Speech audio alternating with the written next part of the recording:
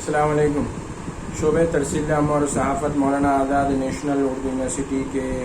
آج کے اس ویڈیو سبق میں آپ سبھی کا ہم خیر مقدم کرتے ہیں. عزیز طالب علم، ہمارے پھر ایک نئے سبق کے ساتھ آپ کے سامنے حاضر ہیں. ہمیں امید ہے کہ آپ ہمارے ان ویڈیو اسباق سے استفادہ کر رہے ہوں گے،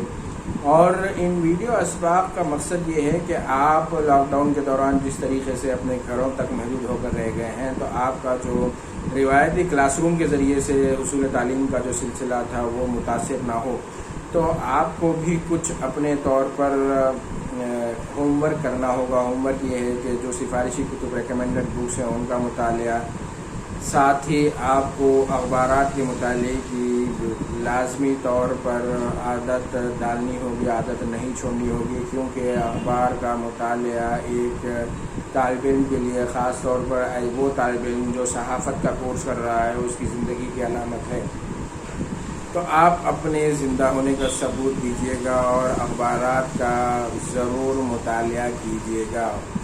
قومی اور بین الاقوامی معاملات کے پرچے میں ہم تیسرے یونٹ میں پہنچ چکے ہیں. تیسرے یونٹ میں ہماری پچھلی کلاس میں ہم نے جن موضوعات پر بات کی تھی اس میں فوڈ سیکیورٹی اور سیلف سفیشینٹ، آتم نربھر، یعنی وہ نعرہ جو وزیر اعظم نریندر مودی بھی ملک کو زندگی کے ہر شعبہ حیات میں خود مکتفی بنانے کی وکالت کر رہے ہیں. دراصل ہندوستان اپنی غذائی، اگر ہم اس کو دیکھیں اربنائزیشن اور پھر گلوبلائزیشن کے پس منظر میں اگر ہم بات کریں تو یہ موضوع شاید ہمیں سمجھنے میں آسانی ہوگی کہ کسی بھی ملک کو ناگہانی حالات میں اور پھر ساتھ ہی ساتھ جو عام حالات ہیں اس میں اپنی جو ضروریات کی تکمیل ہے، اور خاص طور پر جب ہم غذائی ضروریات کے حوالے سے بات کرتے ہیں تو ان کی تکمیل کے لیے اپنے پیروں پر خود کھڑا ہونا ضروری ہے. ایسے ہی بات صرف غذائی ضروریات تک نہیں رہتی ہے، اور اس کے علاوہ ایک جو اہم موضوع ہوتا ہے دفاعی ضروریات، اس حوالے سے بھی ہندوستان نے ہمیشہ ہی اس بات کی کوشش کی کہ اس کی اپنی جو دفاعی ضروریات ہیں، دفاعی جو معاملات میں اس میں وہ خود مکتفی ہو. شہر حیدرآباد کو اس حوالے سے بھی اعزاز حاصل ہے کہ یہیں پر دفاعی ضروریات کی تکمیل کے لیے ہندوستان کے دفاعی جو مفادات ہیں ان کی نگربانی کرنے والا ایک ادارہ DRDO اسی شہر حیدرآباد میں ہے. اور یہیں سے جو ایک سائنسدان نکلے تھے جنہوں نے اگنی میزائل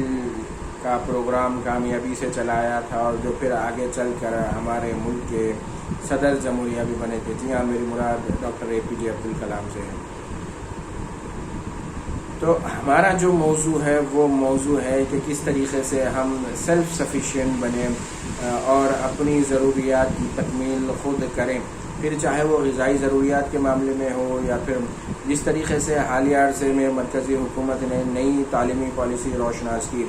اس تعلیمی پالیسی میں جو اب تک آزادی کے بعد سے ہندوستان کی جو تعلیمی پالیسی تھی اس میں بہت بنیادی سطح کی تبدیلیاں تجویز کی گئی ہیں، جس کا مقصد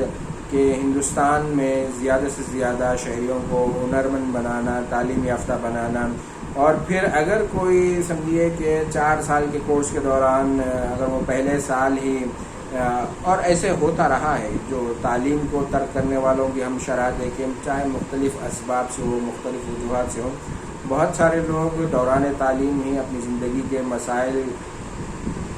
کے پیش نظر یا جس طریقے سے مسائل اٹھ کھڑے ہوتے ہیں ان سے نمٹنے کے لیے وہ تعلیم کو چھوڑ کر فوری طور پر کمانے کے لیے نکل پڑتے ہیں. تو یہ جو نئی تعلیمی پالیسی پیش کی گئی ہے اس میں خاص طور پر ایسے لوگوں کے لیے بھی بہت ہی اچھا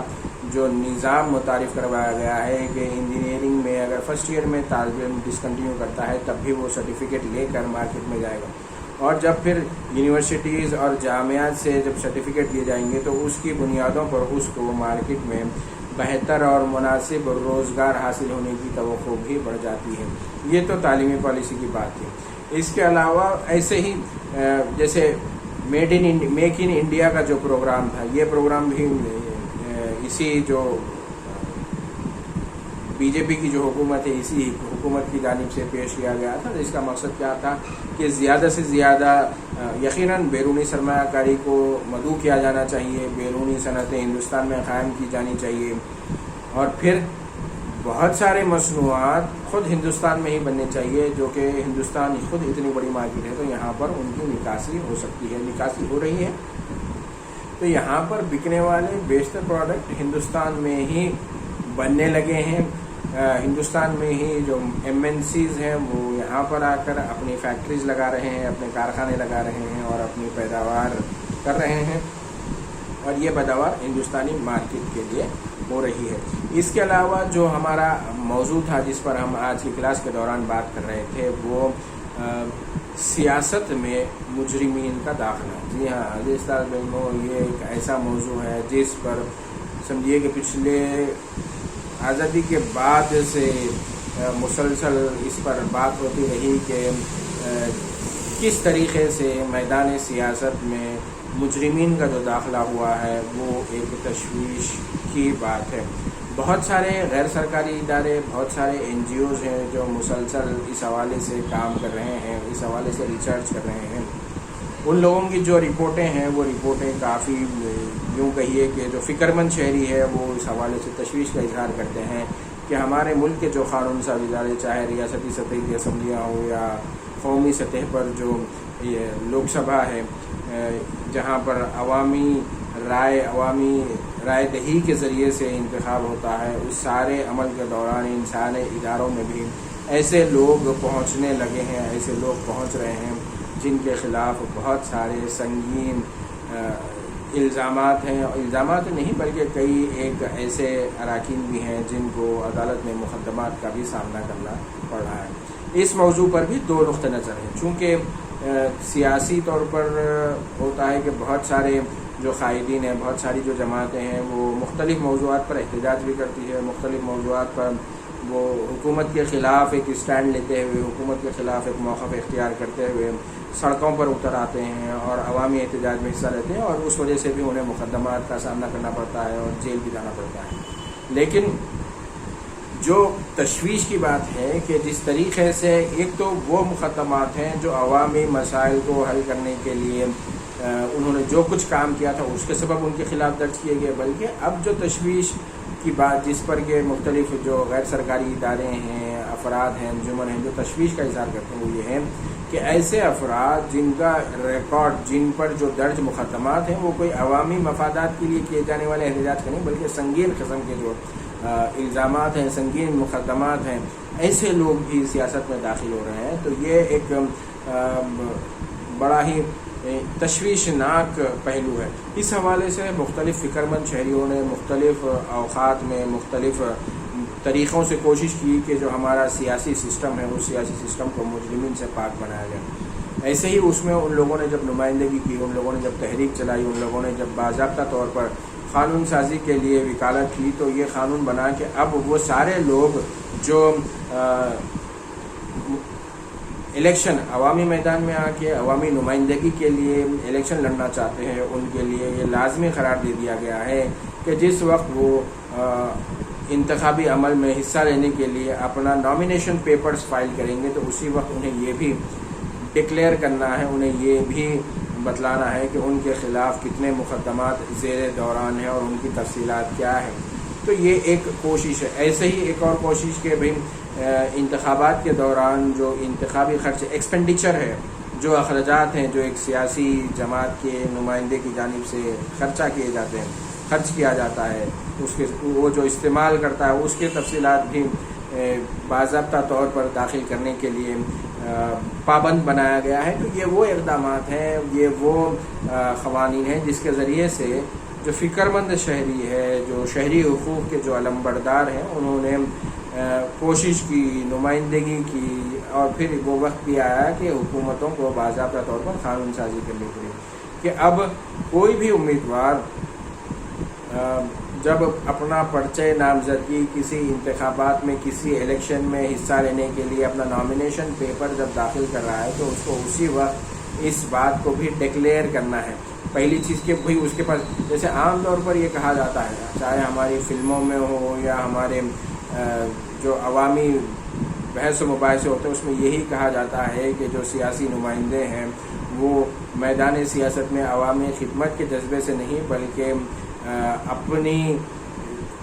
زندگی کو بہتر بنانے کے لیے اپنے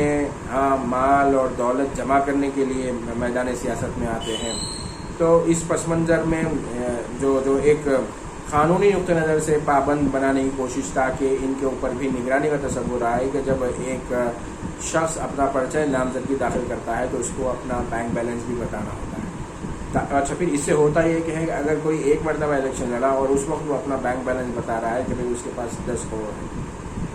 اگلے الیکشن میں جب وہ دوبارہ جب اپنا پرچہ نامزدگی داخل کرتا ہے تو اس وقت اس کو پھر دوبارہ اپنا بینک بیلنس، اس کی جو جائیدادیں ہیں، جو چیزیں اس نے خرید رکھی ہیں، اس کے افراد خاندان کے پاس کتنی مال و دولت ہے، وہ ساری چیزوں کا اس کو